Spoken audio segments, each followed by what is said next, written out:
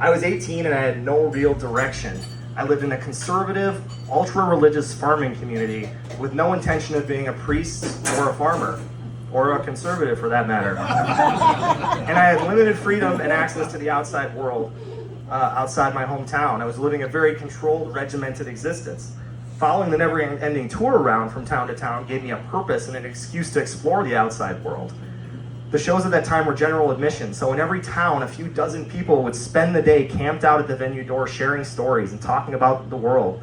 People who had completely different views than the people I'd grown up with, and hearing their experiences and ideas inspired me to start thinking for myself and start living life on my own terms. Meeting this traveling community was exactly what I needed at that point in my life. They were accepting, they all loved Bob Dylan's music, and they were doing what they loved to do best. Being in the front row as close to Bob as possible was all that mattered to these people, and it's all that mattered to me. Lots of people I grew up with had considered me weird for listening to this weird old guy who sang weird music, but now I knew that there were lots of other weird people out there like me.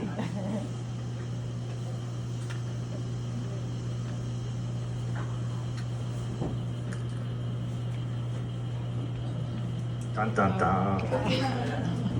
In August of 2004, I slept in a parking lot in Rochester, Minnesota to be first in line for one of Bob's ballpark shows with Willie Nelson. Around 5 o'clock, the gates opened and I headed for the front of the stage at Mayo Field. Shortly after I arrived, a girl filled in directly behind me. As we waited for the show, I said, "So, have you ever been to a Bob Dylan concert before?" She said she had seen many, including one the previous year in Paris, and this impressed me and got my attention. We made more small talk, and it turned out that we'd been to some of the same shows previously, including one just a few months earlier in St. Paul. I mentioned that I had a recording of that show, and if she would just give me her email address, maybe I could send it to her. And I did. We emailed back and forth a few times over the next 6 months, and then in early 2005, a spring tour was announced that included 2 shows in Milwaukee. Jennifer and I spent 2 days together there. And then in the summer, we road tripped to 3 more Midwest Bob shows. And now we've been together almost 18 years, together through life, as Bob might say. So that was the only pickup line I had, and that was the only place in the world where it would have worked. Thanks to her, I'm now surrounded by Bob Dylan fans. We have 4 smart, funny, sweet, creative, awesome boys who all enjoy his music. There's one right there, there's a few in the back, probably beating each other up. The 3 oldest have all been to several shows with us. Calvin even went as Bob for Halloween last year. Where am I? When Bob returned to the stage in the fall of 2021, these boys were up front in the first row with us in Milwaukee, rocking out as 8-year-old Bob performed songs from his new album for the first time. Our youngest is Desmond Charles Dylan, and hopefully he will be attending his first Bob Dylan show later this year. Sharing his music with them has been a special thing in our lives.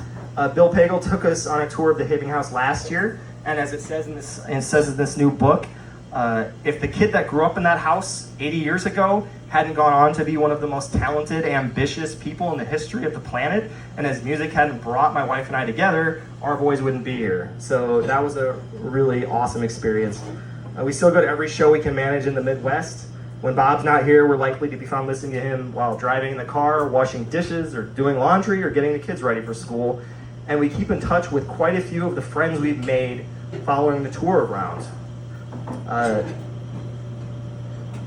These friends all have their own Bob Dylan story about a parent or a friend or a sibling who played a song for them that blew their minds, or the moment they first heard his voice 50 years ago that they've never forgotten.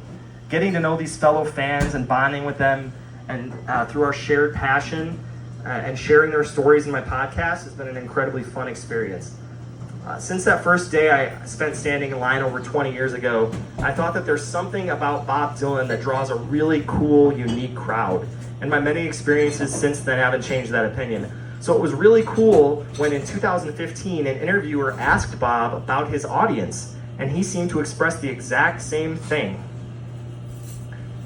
AARP magazine asked him, "What are you seeing from the stage?"